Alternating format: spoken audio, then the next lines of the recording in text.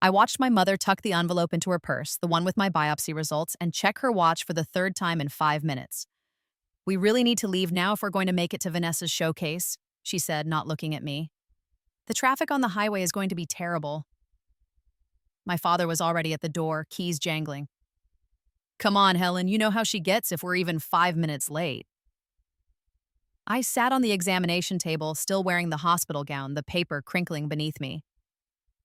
Dr. Morrison stood in the corner, her face carefully neutral, but I could see the tightness around her eyes. She'd just told us, that we needed to discuss concerning findings and next steps immediately. Mom, I said, my voice small. She said it was important. My mother finally looked at me, and for a moment I thought I saw something flicker across her face. Guilt? Concern? But then it was gone, replaced by that familiar expression of mild irritation. Bailey, don't be dramatic. We'll reschedule for next week. Vanessa has been practicing for months, and this is the regional finals. You know how much this means to her career. Her career. Vanessa was 14. I was 19 and apparently dying, though they hadn't said that word yet. But I could read Dr. Morrison's face. I'd learned to read faces over the years. It was a survival skill when your own family looked through you like glass. Mrs. Chen, I really think, Dr. Morrison started. We'll call on Monday to reschedule, my mother interrupted, already heading for the door. Come on, Bailey, you can change quickly, can't you? We might still make the opening number if you hurry. I changed in a daze. My hands shook as I buttoned my jeans. There was a lump, that's what they'd called it. A lump in my left breast, and the mammogram had shown irregularities. And now there were biopsy results that apparently could wait because Vanessa's pirouettes could not. The drive to the Performing Arts Center was silent, except for my father's commentary on traffic and my mother's increasingly frantic texts to Vanessa's dance instructor, apologizing for potentially being late. I sat in the back seat. I always sat in the back seat and stared out the window at the blurring trees. This wasn't new. This was the pattern of my entire life, crystallized into one perfect, terrible moment. When I was 7, I'd fractured my wrist falling off the monkey bars. We'd sat in the ER waiting room for 6 hours because my parents had to attend Vanessa's first piano recital. By the time we got there, the swelling was so bad they'd had to re-break it to set it properly. When I was 12, I'd won second place in the state science fair. My parents missed the awards ceremony because Vanessa had an emergency dance practice. The emergency was that she wanted to add an extra fouetté to her routine. When I was 16, I'd gotten into Stanford with a full scholarship. We celebrated with takeout, eaten in the car in the parking lot of Vanessa's dance studio while we waited for her private lesson to finish. And now at 19, I was apparently dying, and even that couldn't compete with a regional dance showcase. We made it with 10 minutes to spare. I watched from the audience as Vanessa performed her contemporary piece, something about butterflies and transformation, full of dramatic arm movements and controlled falls. She was good, I could admit that. She'd inherited our mother's grace and our father's discipline. What had I inherited? The ability to be invisible, apparently. After the showcase, Vanessa placed third, which led to tears and accusations that the judges were biased. We went to her favorite restaurant. Italian, expensive, with a wait list my father had somehow circumvented through a business connection. Vanessa held court at the head of the table, analyzing every aspect of her performance, what she could have done better, how the girl who'd placed first had clearly peaked and would never improve beyond that. I pushed pasta around my plate and felt something dark and cold settling in my chest. It might have been despair. It might have been the tumor, if that's what it was, growing, spreading, killing me cell by cell while my family debated whether Vanessa should switch to a more prestigious dance academy. You're quiet, Bailey, my father said suddenly, and I realized everyone was looking at me. Just tired, I said. Well, don't stay up too late studying, my mother said absently. You know how you get when you don't sleep enough. I almost laughed. What was I supposed to say? Actually, Mom, I might have cancer, remember? The thing we were supposed to discuss with the doctor today? But I'd learned long ago that making waves only made things worse. Better to be invisible than to be a problem. That night, alone in my room, the smallest bedroom, the one that had been a home office until Vanessa decided she needed the larger room for her dance practice space, I lay awake and stared at the ceiling. I could hear Vanessa in the room next door, her music turned up loud, the thump of her feet as she practiced her routine again and again, chasing perfection. I wondered what it would be like to be her, to be seen, to be chosen, to matter. The pain started around 2 a.m., sharp, stabbing, radiating from my chest down my left arm. I knew, distantly, that this was bad, very bad. I should call for help, but I was so tired, and some part of me, the part that had been ignored and dismissed and set aside for 19 years, wondered if anyone would even come. I reached for my phone, but my fingers were numb. The room was spinning. The last thing I remembered was the sound of Vanessa's music still playing through the walls and thinking how ironic it was that I would die to the soundtrack of her success. And then there was nothing. I woke up to the sound of my mother's voice, and for one disorienting moment, I thought I'd been saved, that someone had found me, called 911, that I was in a hospital bed about to begin the fight of my life. "Bailey, get down here right now. We're going to be late." But that wasn't right. That voice wasn't worried or frightened. It was irritated, impatient, the same tone she'd used 1,000 times before. I opened my eyes. I was in my childhood bedroom. Not the small office-turned-bedroom from last night, but my actual childhood bedroom from when I was 13. The walls were painted the pale yellow I'd begged for before Vanessa decided she wanted to redecorate and my mother gave her my paint budget. My bookshelf was full of middle-grade novels. My desk had my old laptop, the clunky one from 2015. My hands were small, smooth, unblemished. I stumbled to the mirror and saw my 13-year-old face staring back at me. The memories hit like a tidal wave, not just of dying, the pain, the darkness, the sensation of slipping away, but of everything that came after. 6 years of being ignored, of being second, of watching my health deteriorate while my family poured every resource into Vanessa's dance career. The diagnosis I'd finally gotten too late when I'd dragged myself to a clinic on my own. Stage 4 breast cancer, metastasized to my lymph nodes, my bones, my lungs. They'd given me 6 months. I'd lasted 4, but now I was here. 13 years old. 6 years before the lump would appear. 6 years before that terrible day in Dr. Morrison's office. 6 years to change everything. "Bailey Chen, if you're not down here in 2 minutes, we're leaving without you." I looked at myself in the mirror, young, healthy, alive, and felt something shift inside me. Not hope, exactly. Something harder, something forged in the fire of being invisible for 19 years and then dying alone while your family slept through it. I got dressed slowly, deliberately, jeans and a t-shirt, not the uncomfortable dress my mother always made me wear for Vanessa's events. When I came downstairs, my mother was at the door, purse in hand, face already pinched with annoyance. "Finally, we're going to hit traffic. You know, today is Vanessa's audition for the Elite Academy. This is crucial for her future." I looked at her, really looked at her. Helen Chen, 42 years old, elegant and poised, with Vanessa's dark hair and sharp features. She was beautiful. She'd always been beautiful. And she'd never once looked at me the way she looked at Vanessa. "I'm not going," I said. The words hung in the air. My mother froze, her hand on the doorknob. "Excuse me?" "I'm not going," I repeated, and my voice was steady. "I have plans." "Bailey, we don't have time for this. Get in the car." "No." I'd never said no to her before, not in my first life and certainly never as a child. The word felt foreign in my mouth, sharp-edged and dangerous. My mother's face went through several expressions in rapid succession: confusion, disbelief, and finally, anger. "Young lady, you do not get to decide." "I'm 13 years old," I interrupted. "I don't need to be at Vanessa's audition. I'm going to Sarah's house to work on our science project." This was technically true. Sarah Martinez had been my best friend in middle school before Vanessa's increasingly demanding schedule had made it impossible for me to maintain friendships. We did have a science project due, but more importantly, Sarah's mother was a nurse, and I needed to talk to her about the genetic markers for breast cancer, about early screening, about prevention. Because I remembered now from those final horrible months in the hospital, when I'd had nothing to do but research the disease that was killing me.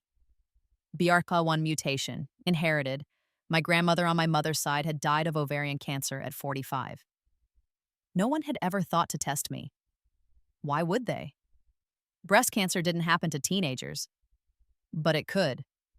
And with early detection, with the right interventions, I could prevent it entirely. You are being incredibly selfish, my mother said, her voice cold. This is an important day for your sister. Every day is an important day for Vanessa, I said. She'll be fine without me in the audience. My father appeared in the hallway, adjusting his tie. Richard Chen, 45, partner at a prestigious law firm, perpetually distracted. What's going on, Helen? We need to leave.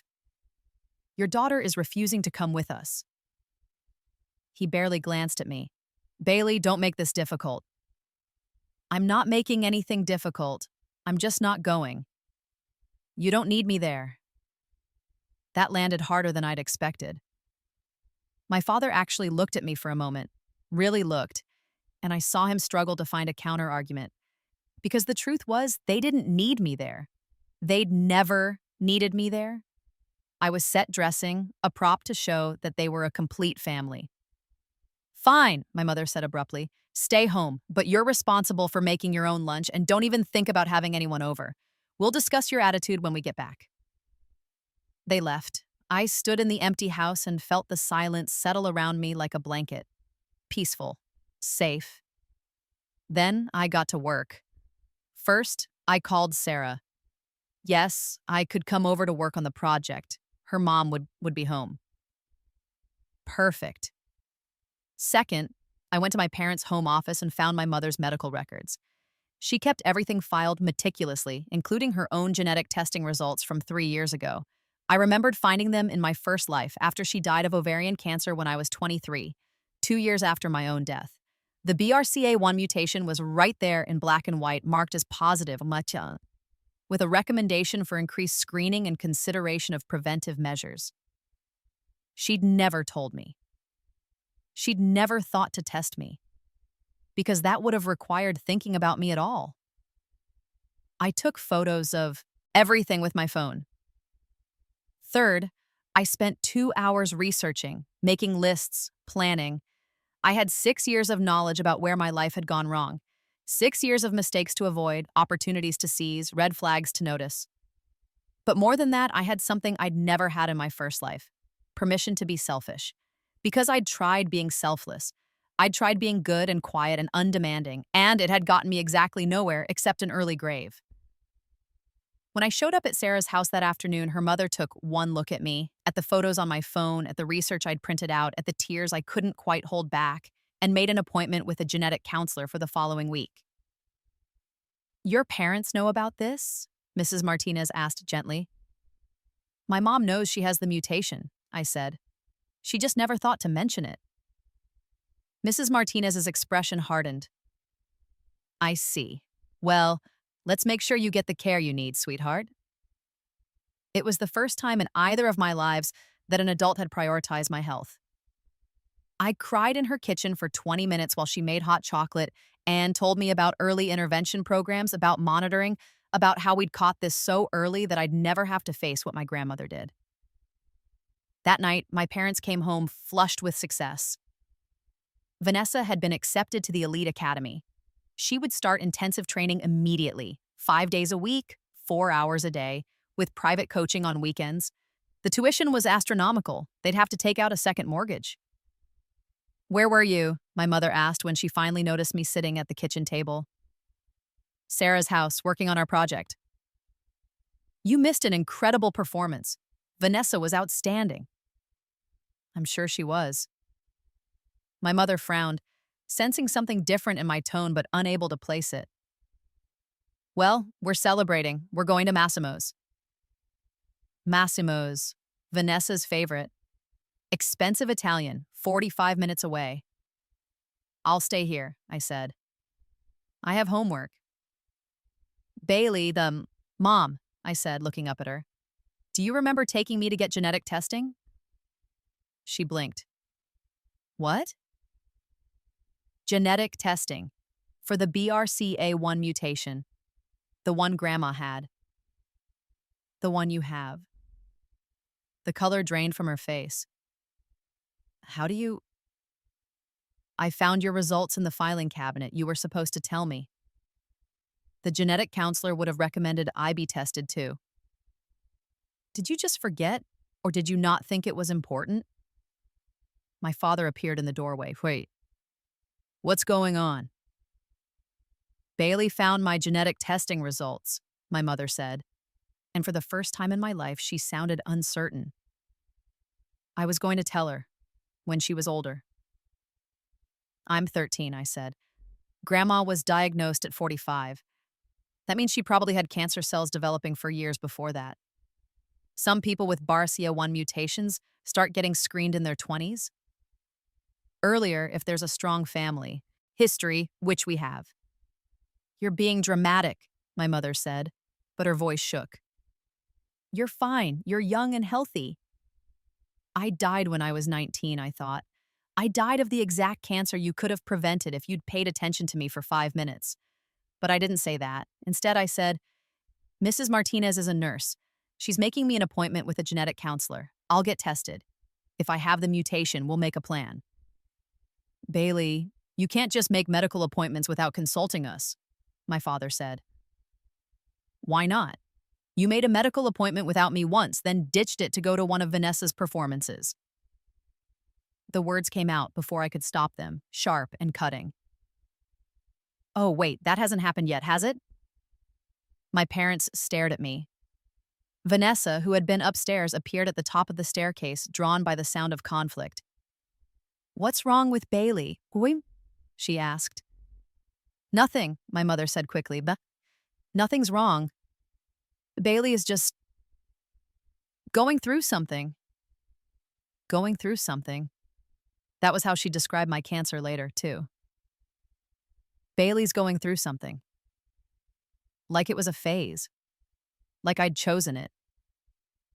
I'm going to my room, I said, standing up. Have fun at dinner. I spent the rest of the evening in my room, planning. I had 6 years before the lump would appear. 6 years to build a different life. 6 years to become someone who couldn't be ignored. The genetic testing came back positive. I had the BRCA1 mutation, just as I'd known I would. The genetic counselor recommended increased monitoring starting immediately, MRIs every 6 months, and a discussion about preventive measures once I was older, possibly a prophylactic mastectomy in my 20s. It was aggressive, it was comprehensive, it would save my life. My parents were shocked, then defensive, then finally guilty. But not guilty enough to change anything meaningful. They agreed to the monitoring schedule, agreed to pay for the appointments. But Vanessa's dance career still came first. It always came first. The first MRI was scheduled for a Tuesday at 4 p.m. Vanessa had a rehearsal that evening at 6 p.m.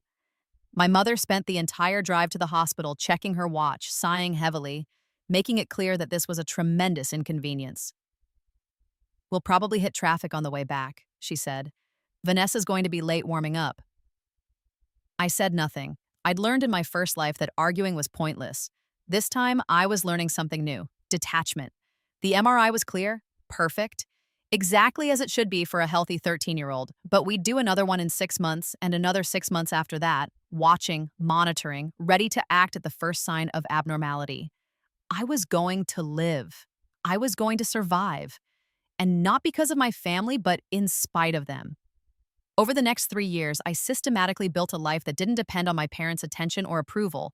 I threw myself into academics, into extracurriculars that didn't require parental involvement. I got a part-time job at 15, lying about my age to work at a local bookstore. I saved every penny. I applied to summer programs, prestigious ones, far away, with scholarships for low-income students. I checked the single-parent household box on the applications and wrote essays about raising myself. It wasn't technically true, but it wasn't technically false either. My parents fed and housed me, but in every meaningful way, I was on my own. I got into RSI, the Research Science Institute at MIT, the summer before my junior year. It was invitation only, highly competitive, and free. My parents signed the permission forms absently, barely reading them. That's nice, dear, my mother said. Vanessa has a summer intensive in New York that same month. I'm glad you'll have something to do. At RSI, I thrived. I worked on a project involving early cancer detection through AI analysis of genetic markers. The research was personal, viscerally, painfully personal, but I didn't tell anyone that. I just worked. I got second place in the national competition. My parents didn't come to the awards ceremony. They were at Vanessa's summer showcase. I stopped expecting them to come. I stopped inviting them. By the time I was 16, I had a clear path. Full scholarship to Stanford, major in biomedical engineering, research fellowship at a cancer center. I would dedicate my life to early detection, to prevention, to making sure no one else died the way I had. Vanessa, meanwhile, was struggling. The elite academy was brutal, and she was good but not exceptional. She'd peaked at 14, just like the girl who'd beaten her at the regional showcase. Her body was changing, puberty making her taller and curvier, her center of gravity shifting. She couldn't execute the same moves with the same precision. My parents poured more money into it. Better teachers, private choreographers, nutritionists, sports psychologists. They took out a third mortgage. My father took a loan against his retirement. I watched it happen with a strange sense of déjà vu. This was how it had gone in my first life, too. Vanessa's dance career had consumed the family's finances, their time, their emotional energy. And then, when it became clear she wasn't going to be a professional dancer, when she'd aged out and burned out and finally quit at 19, my parents had been devastated, financially ruined. In my first life, I'd been too sick by then to care. I'd been dying in a hospital room alone while they grieved the death of Vanessa's dreams. This time I was healthy and I was angry. I got into Stanford with a full ride. Also MIT, also Johns Hopkins. I had my pick of the top biomedical engineering programs in the country. My parents took me out to dinner to celebrate. To Applebee's, not Massimo's, because money was tight. Vanessa sulked through the entire meal, upset because one of her competitions had been scheduled the same weekend as my high school graduation. "We'll have to miss it," my mother said, not looking at me. "I'm so sorry, Bailey, but this is a national competition. It could be Vanessa's big break." And there it was, the same pattern repeating. They would miss my graduation. They would choose her again, like they always did. But this time, I was ready. "That's fine," I said calmly. "You don't need to come." My mother blinked. "Bailey, don't be like that. You know we'd be there if we could." "No," I said. "You'd be there if you wanted to be. But you don't. And that's okay. I've accepted it." The table went silent. My father shifted uncomfortably. Vanessa looked between us, confused. "Bailey, that's not fair," my mother said. "We've supported you, but you've housed me," I interrupted. You've fed me. You've paid for my medical appointments, after a nurse had to shame you into it, but you've never supported me, and I'm done pretending otherwise." I stood up, leaving my half-eaten burger on the plate. "I'm going to Stanford. I have scholarships that cover everything. Tuition, room, board, even a stipend. You don't have to pay for anything. After graduation, I'm leaving and I'm not coming back." "Bailey, you're being ridiculous," my father said. "Every family has to make compromises, but—" "No," I said. "Compromise means everyone sacrifices something. I've been sacrificing my entire life. I'm done." I walked out of the restaurant. They didn't follow me. Graduation came and went. I walked across the stage alone, accepted my diploma, and smiled for the photographer. My name was called Bailey Chen, valedictorian, full scholarship to Stanford, future biomedical engineer. The audience applauded. My parents weren't there to hear it. Sarah and her family took me out to celebrate afterward.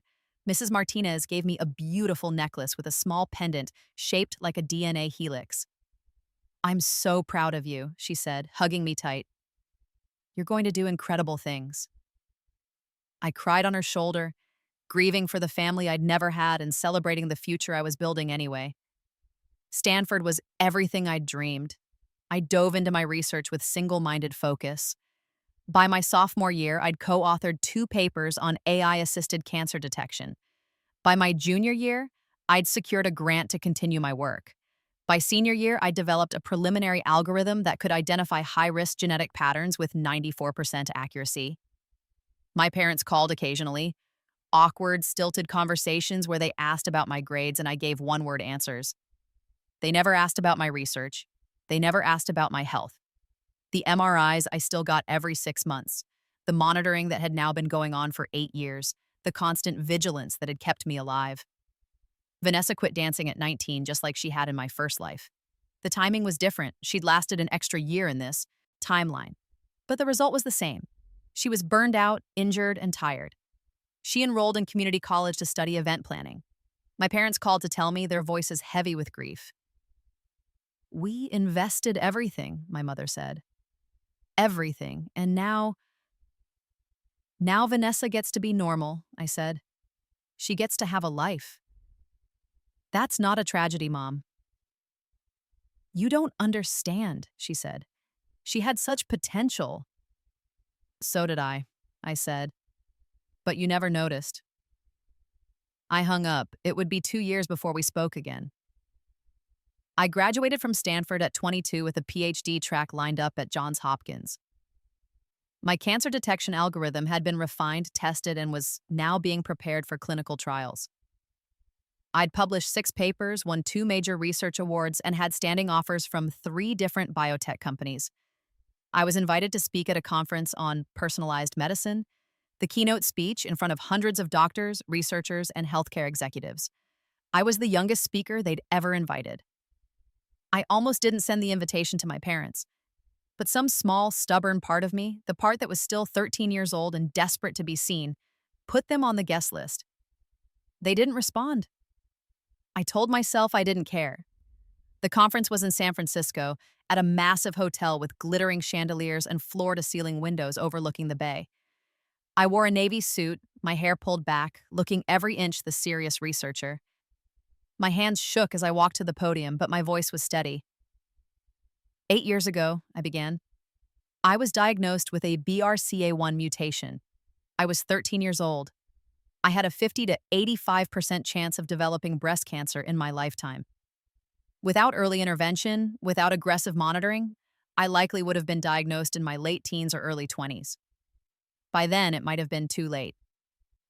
I clicked to the next slide, a graph showing survival rates based on stage at diagnosis.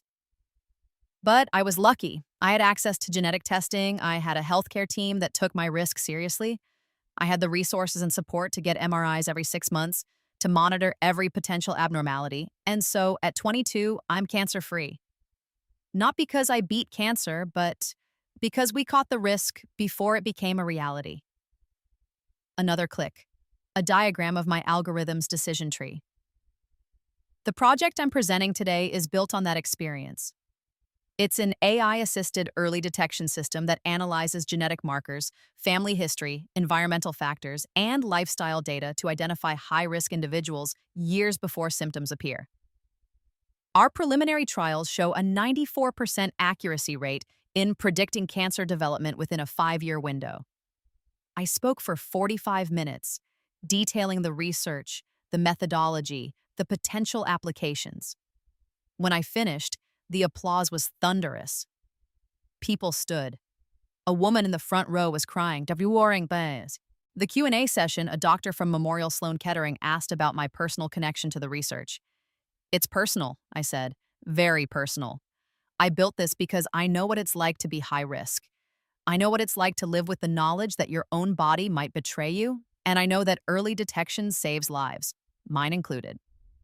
After the session, I was swarmed by people wanting to discuss collaboration, funding, implementation. I exchanged business cards, made promises to follow up, and felt the weight of possibility settling on my shoulders. This was real. This was going to happen. We were going to save lives. In the crowd, I saw them, my parents, standing at the back of the room looking small and out of place among the scientists and doctors. My mother's face was streaked with tears. My father looked stunned. I didn't go to them. I let them wait while I finished my conversations, while I smiled and networked and basked in the recognition I'd earned. Let them see what I'd become without them. Finally, when the crowd had thinned, I walked over. "Bailey," my mother said, her voice breaking. I had no idea." "No," I agreed, "Jen, you didn't. My father was staring at me like he was seeing me for the first time. You did all this? The research, the algorithm, the clinical trials? Yes. But how did we not know? My mother asked. How did we not see? You weren't looking, I said simply. You were never looking. The silence stretched between us, heavy with 8 years of missed moments, ignored achievements, and chosen absences. I'm sorry, my mother whispered. Bailey, I'm so sorry. We failed you. We chose Vanessa over you, again and again, and we nearly. Her voice broke. You could have died. You almost died, and we weren't there. No, I said, you weren't. Can you forgive us? My father asked. I looked at them, really looked at them, and saw two people who'd loved one child so much they'd forgotten they had another.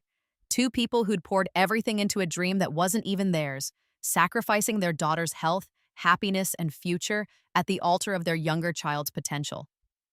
I don't know, I said honestly, but I know I don't need your forgiveness anymore. I don't need your approval or your attention or your pride. I built this life without you. I saved myself, and that has to be enough. My mother sobbed openly.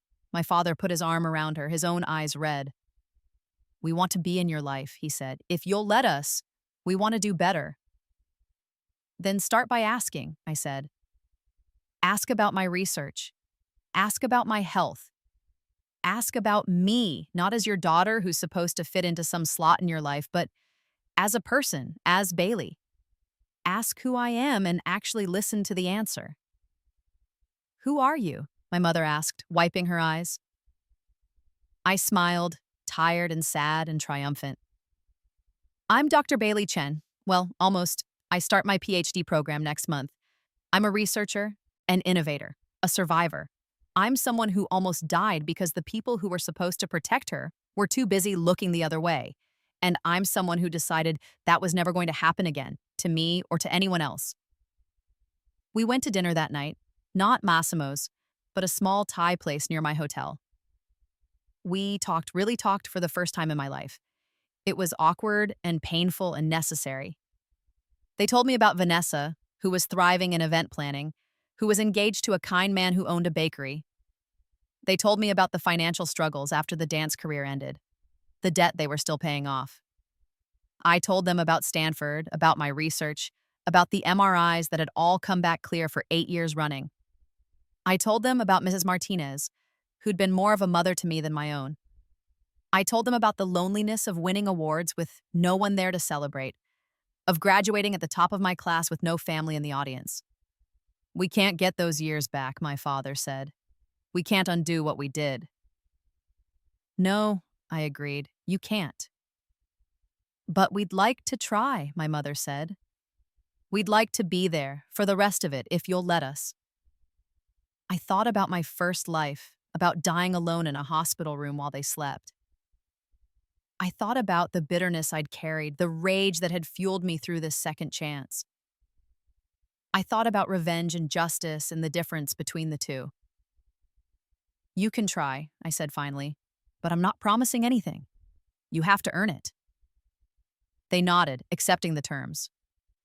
It was more than I'd expected to give them. Over the next 2 years, they tried. They came to my presentations, my award ceremonies, my paper publications. They learned about my research, asked questions, showed genuine interest. My mother went to therapy to work through her guilt. My father started a college fund for my future children, the ones I might have, the ones who would never be ignored the way I'd been. It wasn't perfect. There were setbacks, arguments, moments when old patterns resurfaced, but it was progress.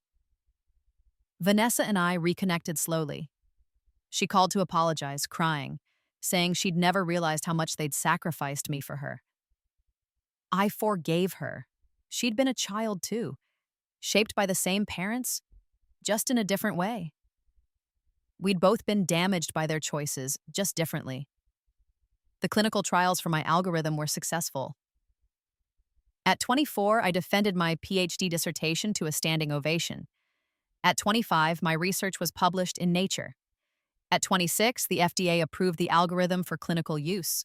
Hospitals started implementing it. Insurance companies began covering it. Lives were being saved. And then, anakin, may mom 27 at a conference in Boston, I met Dr. Jessica Liu. She was an oncologist, brilliant and compassionate, with a laugh that made me feel like I'd known her forever.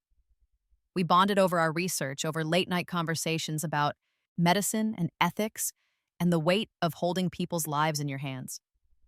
6 months later, she kissed me in her apartment, soft and hesitant and perfect. A year after that, she proposed with a ring she'd designed herself, a DNA helix wrapping around a small diamond. We got married in a small ceremony in Golden Gate Park. My parents were there, sitting in the front row, crying tears of joy and regret. Vanessa was my maid of honor, beautiful in a simple blue dress, no longer the dancer but the sister I'd always needed.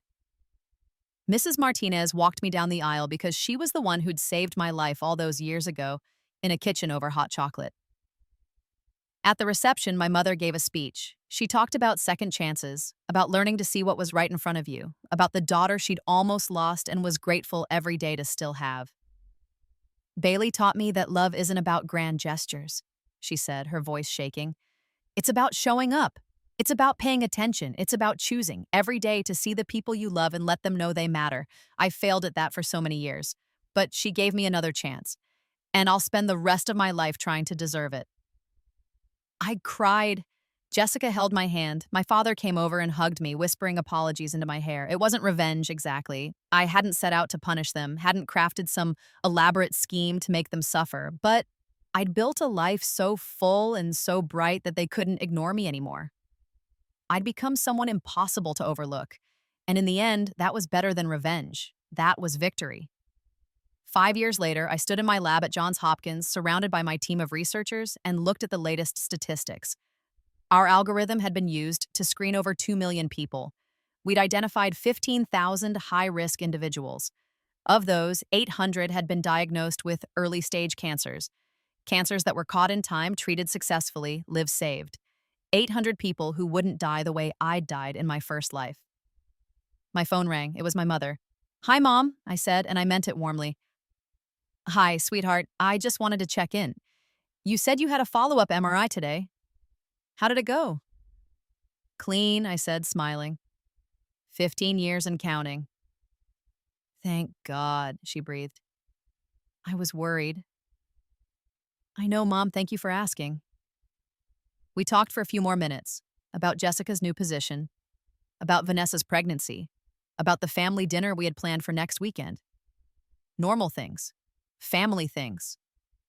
When I hung up, I looked around my lab, at the screens showing data from thousands of patients, at my team, brilliant and dedicated, working to save lives, at the photos on my desk, Jessica and me on our honeymoon, my parents at our wedding, Vanessa holding her newborn daughter. I thought about my first life, about dying at 19 with nothing but regret and bitterness. I thought about being given a second chance and using it not for revenge but for redemption, my own and eventually theirs. I thought about the girl I'd been, invisible and ignored, and the woman I'd become, impossible to miss.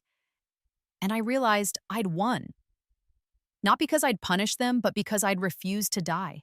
Not because I'd made them suffer, but because I'd built something beautiful out of the ashes of that first life. I'd chosen myself, I'd saved myself, and in doing so, I'd saved thousands of others. That was better than revenge. That was everything.